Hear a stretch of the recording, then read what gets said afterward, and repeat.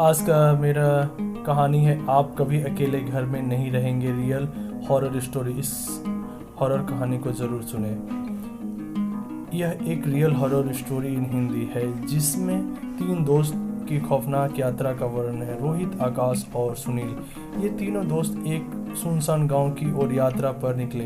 इस गांव के बारे में कहा जाता है कि यहाँ अजीब घटनाएं होती है और यह real horror story in Hindi की तरह ही रहस्यमयी था। गांव पहुंचते उन्होंने महसूस किया कि वहां की खामोशी में कुछ अजीब था। गांव के बुजुर्गों ने उन्हें चेतावनी दी, यहाँ रात में बाहर मत निकलना, लेकिन उनकी उत्सुकता ने उन्हें मजबूर कर दिया कि वे इस real horror story in Hindi की तरह एक पहुंचते। रात का समय आया और तीनों दोस्त ने गांव का जायजा लेने का फैसला किया। जैसे ही वे गांव के पुराने स्कूल के पास पहुंचे, उन्होंने देखा कि खिड़कियां से हल्की रोशनी आ रही है और यह देखकर वे आश्चर्यचकित रह गए क्योंकि स्कूल सालों से बंद था। यह real horror story in Hindi की तरह ही डरावना था। उन्होंने हिम्मत जुटाई और स्कूल के अंदर घुस गए। अंदर का दृश्य चौंका देने वाला था। दीवारों पर अजीबो गरीब चित्र बने थे और हर तरफ धूल जमी हुई थी। तभी उसमें उन्होंने एक अजीब सी आवाज़ सुनाई दी, मानो कि कोई फुसफुसा रहा हो। यह real horror story in Hindi की उस रहस्यमयी आवाज़ का हिस्सा था। आवाज़ का पीछा करते हुए वे स्कूल के तहखाने पहुंचे। वहां एक दृश्य और भी भयानक था। एक पुराना बक्सा बीचों बीच में रखा हुआ था और उसके चारों ओर मोमबत्ती जली हुई थी। अचानक बक्सा अपने आप खुल गया और उसके अंदर से एक धुंधली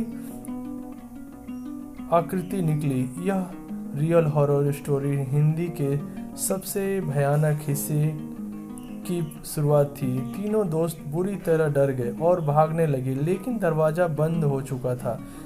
तभी आकृति ने बोला ना शुरू किया, तुमने मेरी नींद में खलल डाला है, अब तुम मेरे साथ यहीं रहोगे। यह सुनते ही उनका खून जम गया।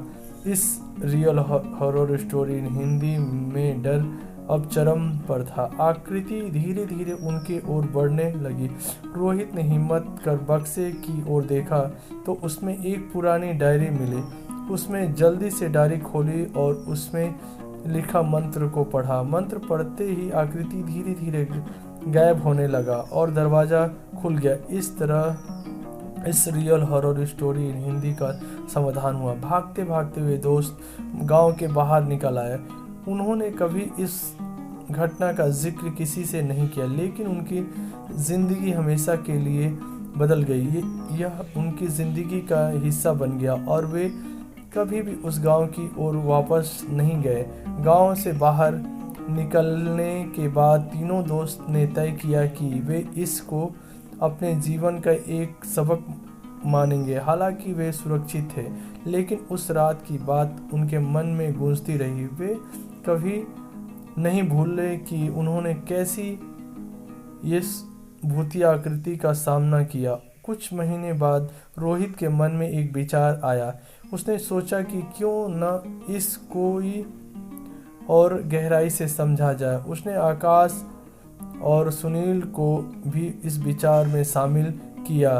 उन्होंने तय किया कि वे फिर से गांव जाएंगे, लेकिन इस बार पूरी तैयारी के साथ। वे सभी आवश्यक उपकरण लेकर गांव वापस लौट आए। इस बार उनका इरादा था कि वे उस रहस्य की पूरी तरह से समाधान करेंगे। गांव पहुंचते ही उन्होंने देखा कि वहां की खामोशी अभी भी वैसी ही थी। इस बार उन्होंने गांव के कुछ लोगों से बात की और जानने की कोशिश की आखिर इसके पीछे क्या सच है। गांव के एक बुजुर्ग आदमी ने उन्हें पुरानी कहानी सुनाई। उन्होंने बताया कि कई साल पहले वहां एक शिक्षक रहते थे जो अंधविश्वासी थे। उन्होंने अपना ज्ञान का दुरुपयोग किया और कुछ खतरनाक यंत्र क्रियाओं में लिप्त हो गए।